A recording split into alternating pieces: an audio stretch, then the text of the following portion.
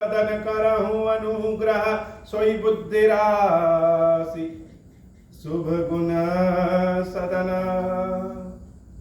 बंदौ गुरु पद पदुम परागा सुरुचि सुवास सरस अनुरागा मंगल भवन अमंगल हारी उमा सहित जहि जपत पुरारी सुमिर शिवा शिव पाई पसाऊं बरनऊं राम चरित चित चाऊं पानी ग्रहण जब कीन महेशा हर्षे तब सकल सुरेशा हरि राम चरित सब आए प्रेम पुलक लोचन जल छाए कवन सो काज कठिन जग माही जो नहीं होई तात तुम पाही राम काज लगी तब अवतारा सुनता ही भायाऊं पर्वताकारा। हे महादेव, इस जगदम्ब बाबा, इस जीवन बाबा, न कोई कार्य कठिन है, न ही कोई कार्य संभव है। मैया सारे कार्य सरल और संभव हो जाते हैं बाबा, अगर आपकी कृपा हो जाए। तुलसी बाबा रामचरितमानस जब लिख रहे हैं तो अनेक अभिलाषाएं मन में, लेकिन मूल रूप से एक ही अभिलाषा। जैसे कोई पेड़ होता है, उस पेड़ में अनेक शाखाएं होती हैं, अनेक पत्तियां होती हैं, अनेक फल होते हैं, लेकिन मूल रूप से पेड़ एक ही होता है। वैसे ही तुलसी बाबा की अभिलाषाएं अनेक हैं, दिखती हैं, लेकिन मूल रूप से एक ही। वो क्या है? जहां यह अभिलाषा आता है वहां जैसे मन स्वार्थी हो जाता है। स्वार्थी कैसा?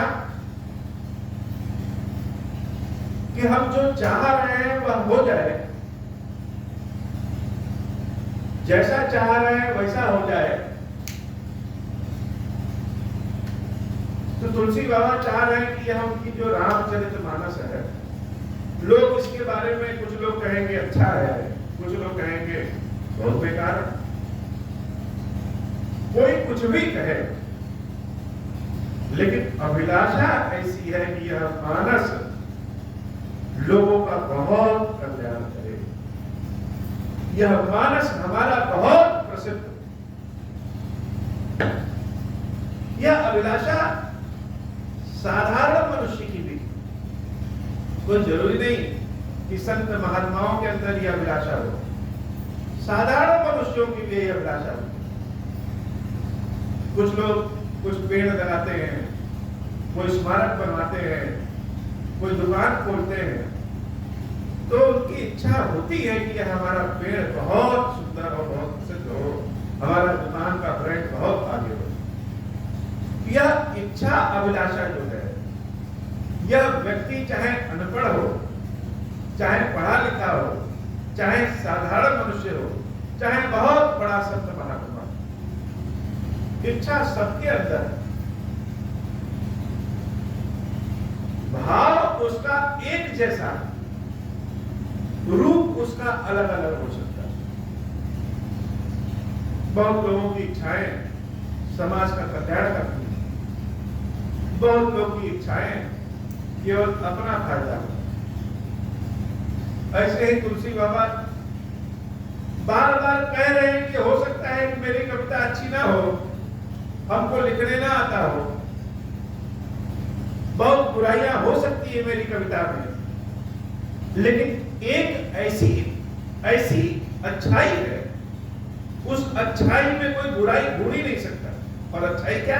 वह अच्छाई है भगवान के रघुनाथ जी के विशेष नाम राम नाम इस हमारी कविता में गुण।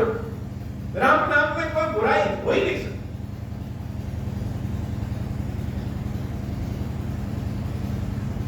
ऐसे ही इच्छा श्री खीरेश्वर बाबा के इस मंदिर और श्री रामचरितमानस में बहुत अनूठा संबंध।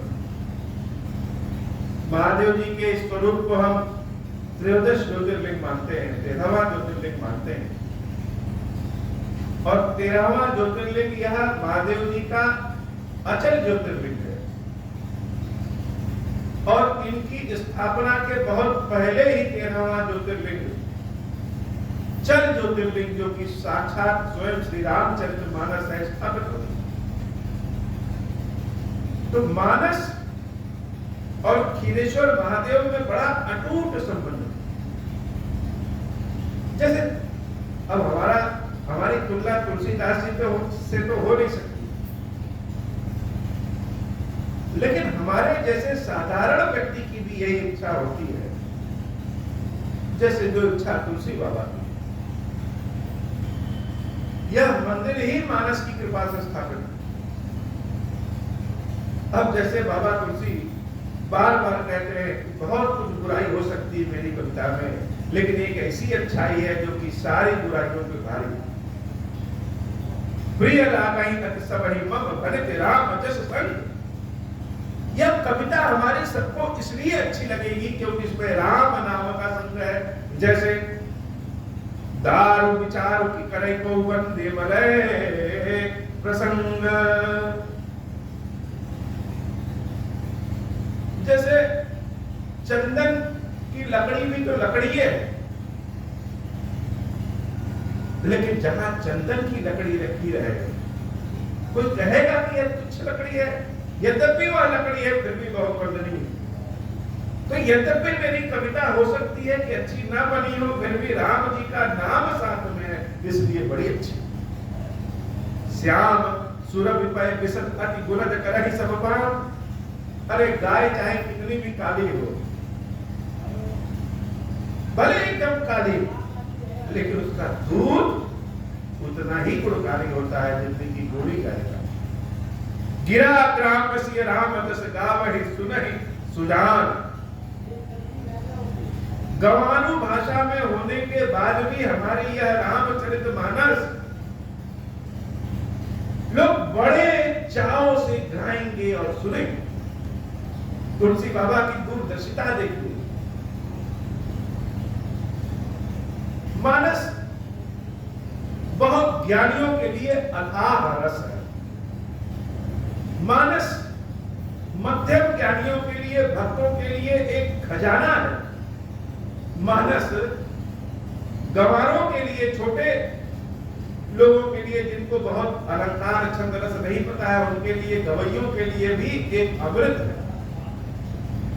बहुत सारे लोगों का जीवन यापन ही मानस में चल रहा है। और तुलसी बाबा जैसे जानते हैं, कह रहे हैं कि यह गंवारू भाषा में भले है, भले ही गंवारू भाषा में है,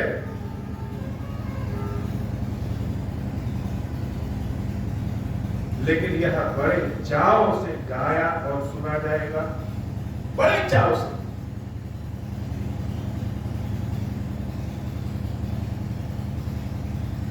ऐसे ही यह खीरेश्वर महादेव बाबा का जो मंदिर स्थापित है, हो सकता है कि विधियों से स्थापित न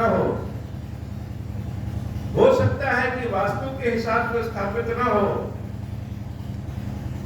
हो सकता है कि बहुत ही सौंदर्य शिल्प कला के माध्यम से स्थापित न हो, गंवारू माध्यम से स्थापित हो, गंवारू भाषा से बाबा की सेवा हो रही हो, लेकिन फिर भी यह मंदिर आने वाले समय में बहुत ही प्रसिद्ध होगा।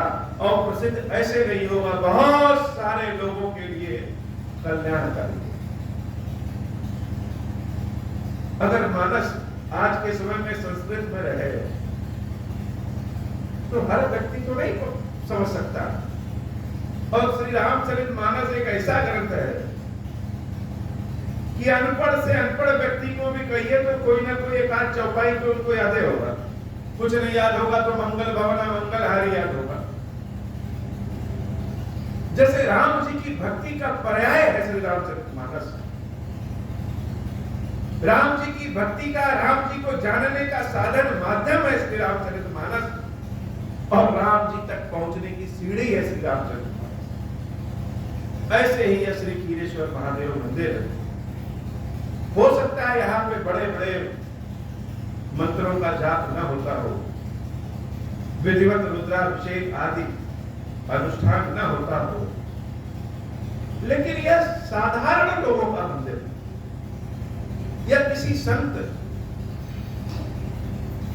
किसी बहुत बड़े व्याकरण के ज्ञानी ब्राह्मण आदि का मंदिर है, लेकिन फिर भी यह ज्यादा से ज्यादा भक्तों का मंदिर है, जिनको न स्तुति पता न विधि पता, जैसे जो जिस भाव से आए महादेव जी के प्रति समर्पित हो जाए, यही विधि है। गंवारू भाषा, गंवारू माध्यम ही भगवान की सेवा विधि। तो आने वाले समय में संस्कृत का ज्ञान, मंत्रों का ज्ञान, विधि का ज्ञान, इन सब का लोप होता जाएगा धीरे धीरे धीरे धीरे। तो जब लोप हो जाएगा उस समय क्या बचेगा? अनुष्ठान आदि जब धीरे धीरे ज्ञानियों का लोप होता जाएगा, कौन करेगा? श्री रामचरितमानस अगर संस्कृत में होता तो साधारण लोगों तक कैसे पहुंचता?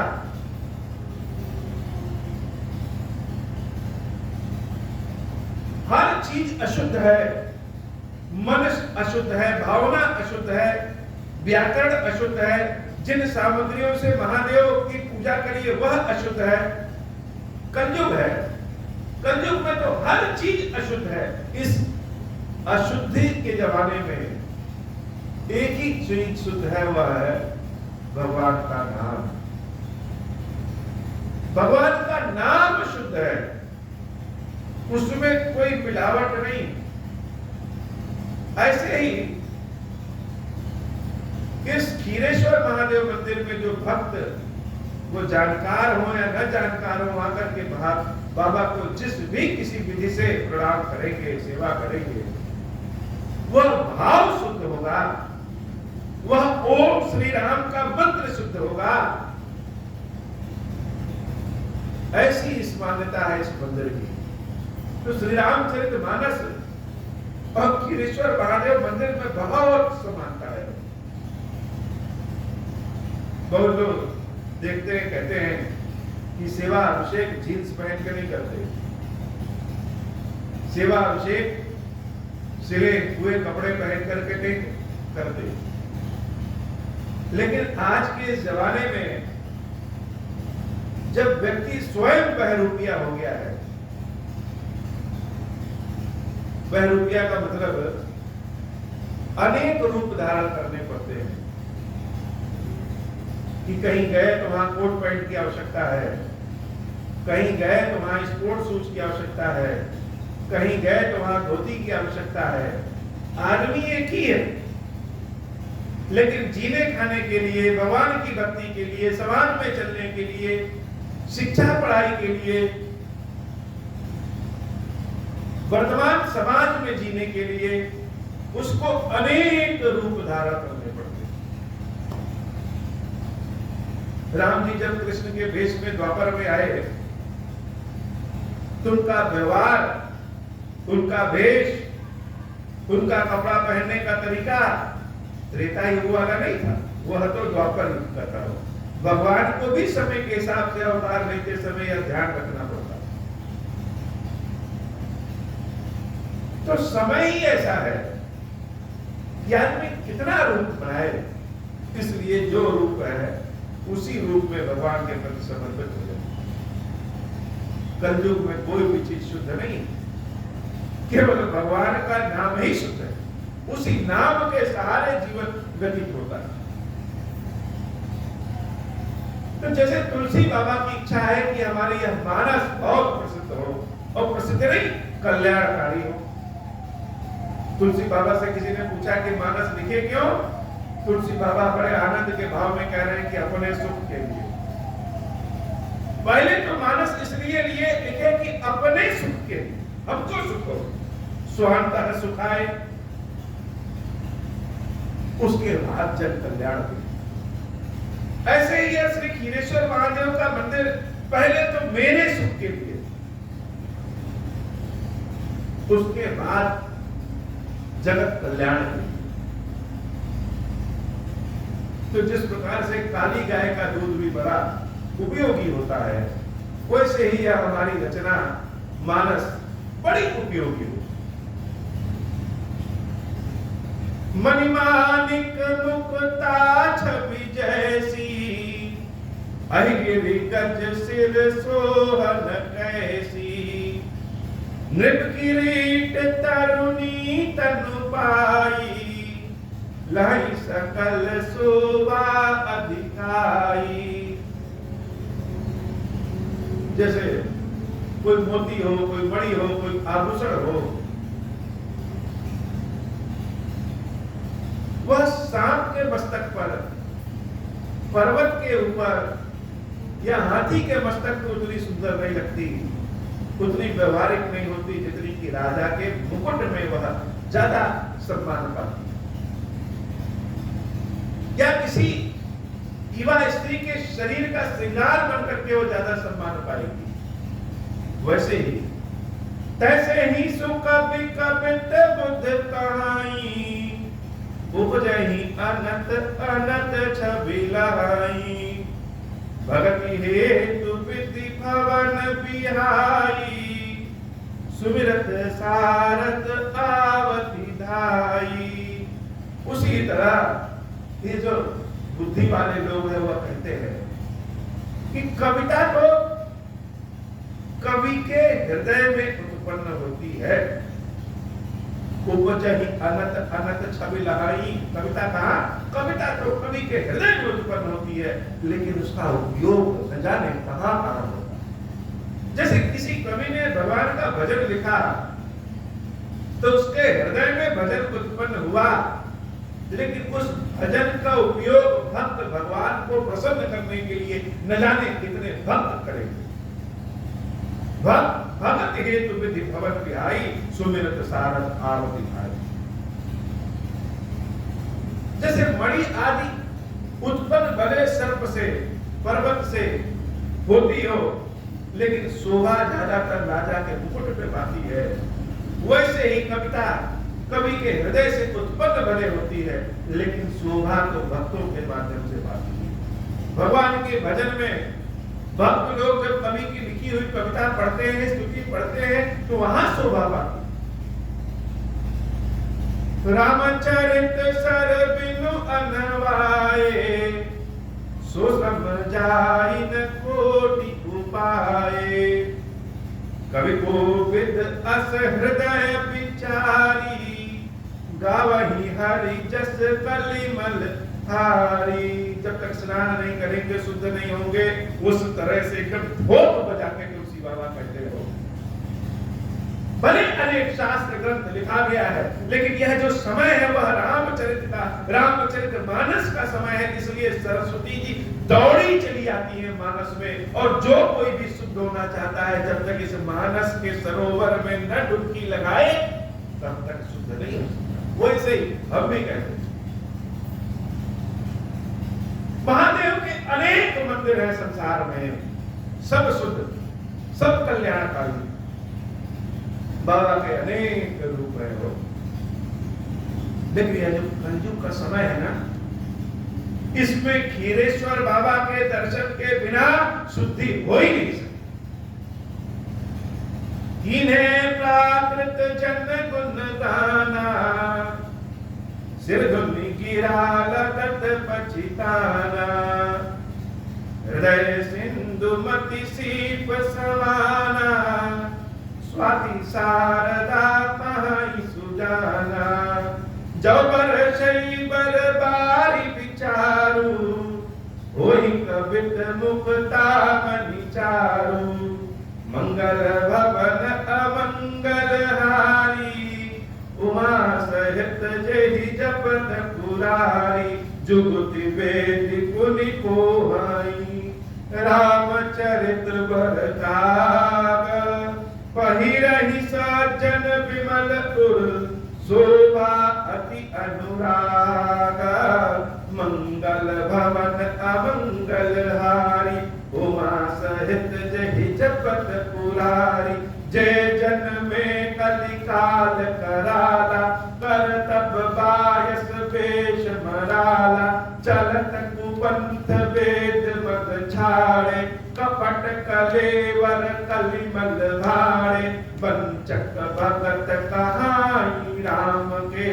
किंकर कंचन कोह काम के, तिन मह प्रथम रेख जग मोरी, दीन धर्म ध्वज धंधक डोरी, जो अपने अवगुण सब कहूं, बाढ़ई कथा पार नहीं लाऊं, ताते मैं अति अलप बखाने, थोड़े मह जाने ही सयाने, समुझ विविध विधि बिनती मोरी, को न कथा सुनि दे हई कोरी, तेहु पर करी हई जे असंका, मोहिते अधिक ते जड़मति रंका, कभी न हो नहीं चतुर कहाऊं, मति अनुरूप राम गुण गावं, कह रघुपति के चरित अपारा, कह मति मोर निरत संसारा, जहि मारुत गिर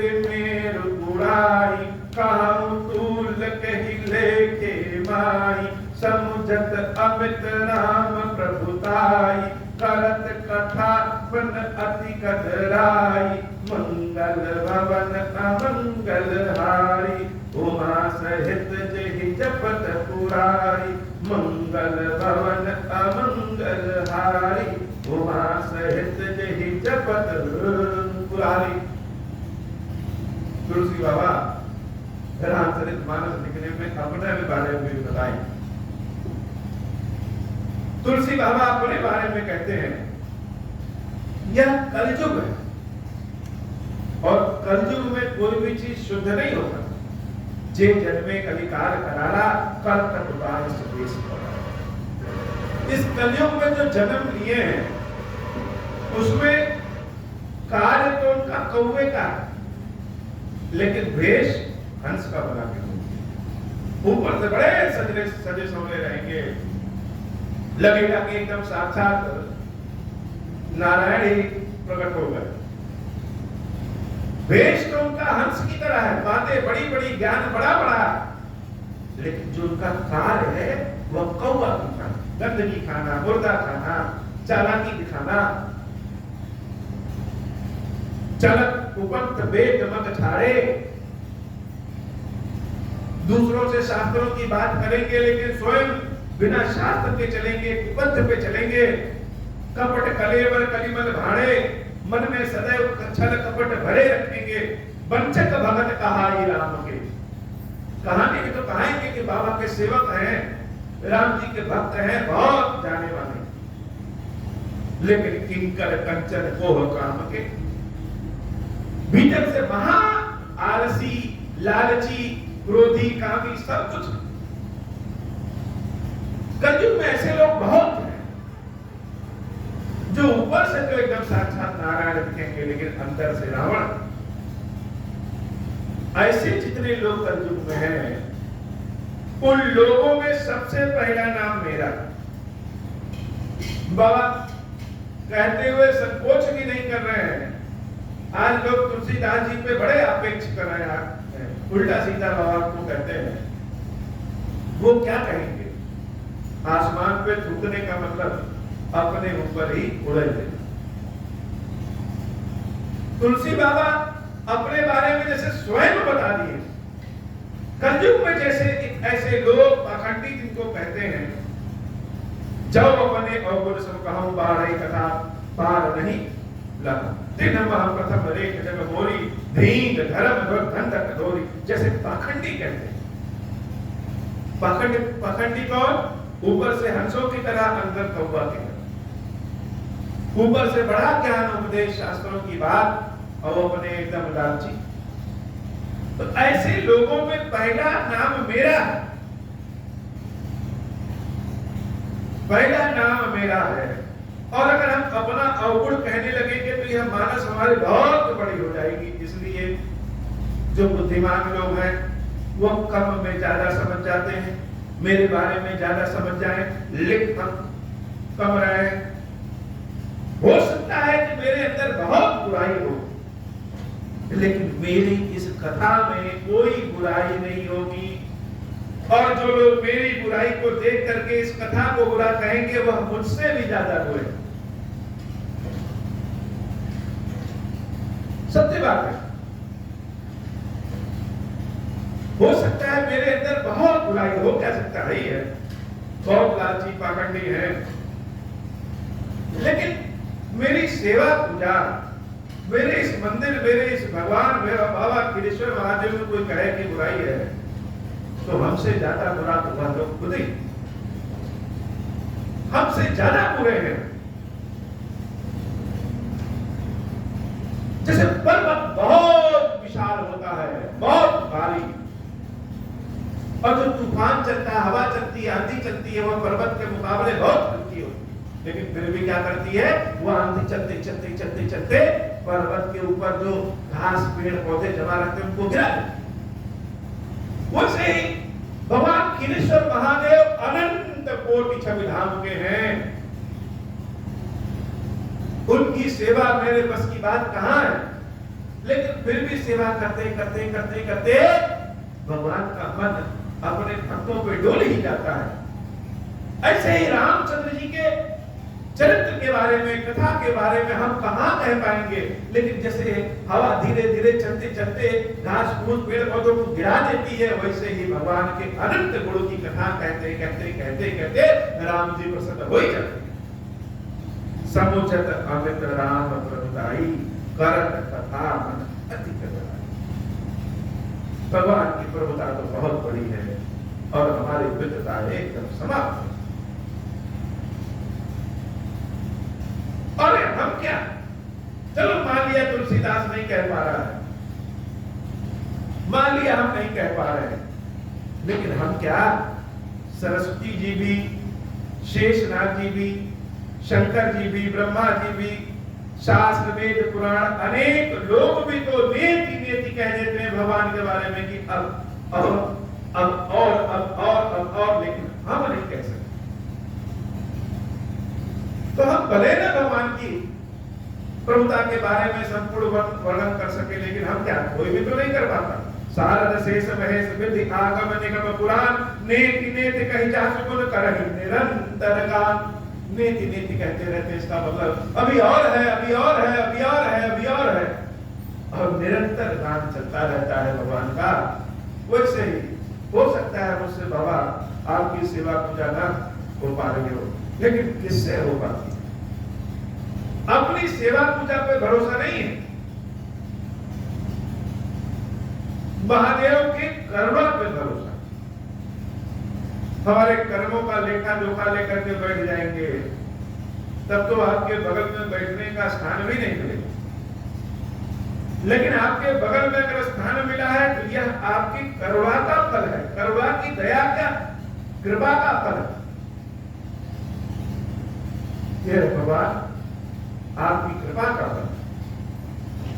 सब जानत प्रभु प्रभुता सोई, तदपि कहे बिनु रहा न कोई, तहाँ वेद अस कारण राखा, भजन प्रभाव भांति बहुभाषा, एक अनीह अरूप अनामा, अज सच्चिदानंद परधामा, व्यापक विश्वरूप भगवाना, तेहि धरि देह चरित कृत नाना, सो केवल भगतन हित लागी, परम कृपाल प्रणत अनुरागी, जहि जन पर ममता अति छोहु, जहि करुणा कर कीन न कोहु, गरीब होरि गरीब ने निवाजू सरल सबल साहिब रघुराजू बुध पर नहीं हरि जस अस जानी करहि पुनीत सुफल निज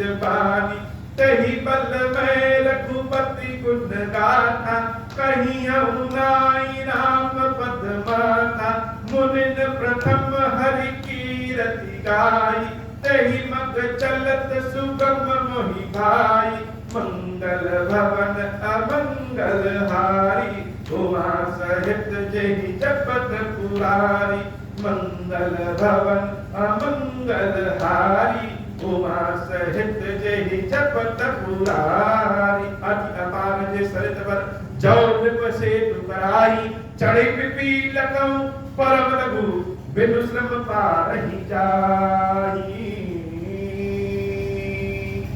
हे बाबा, आज की कथा रखते ही श्री खीरेश्वर महादेव की खीरेश्वरी मैया जी हम सबके ऊपर बाबा कृपा करिए। अब हूँ प्रसन्न प्रभु मोह पर नाथ दीन परने हूँ निज पद भगति देहु प्रभु हुनि दूसर बर देहु तब माय वस जीव जड़ संतत बिरहि भुलाना हम पर क्रोध न करिए प्रभु कृपा सिंधु भगवान शंकर दीन दयाल अब हम पर हो कृपाल साप अनुग्रह होई जहि विधि नाथ थोरहि काल दीन दयाल बिरुद संभारी हरहु नाथ मम संकट भारी जय विधि होई नाथ हित मोरा परम सुबेति जानि दास मैं तोरा राम राज बैठे त्रैलोका हर्षित भय गए सब शोका जे सखा मनर सुनहि जगावे सुख संपत्ति नाना विधि पावे जो इच्छा करे हम मन माही हरि प्रसाद कछु दुर्लभ नाही मंगल भवन अमंगल हारी उमा सहित जय जपत पुरारी। बोले श्री खीरेश्वर महादेव जी खीरेश्वरी मैया जी की सदा ही जय हो। खीरेश्वर हे भगवान शंकर आप पातक दुर्भाग्य और दरिद्रता की निवृत्ति के लिए तथा संपूर्ण पापों का नाश करने के लिए मुझ पर प्रसन्न होइए। मैं दुख और शोक की आग में जल रहा हूँ, संसार भय से पीड़ित हूँ, अनेक प्रकार के रोगों से व्याकुल और दीन हूँ।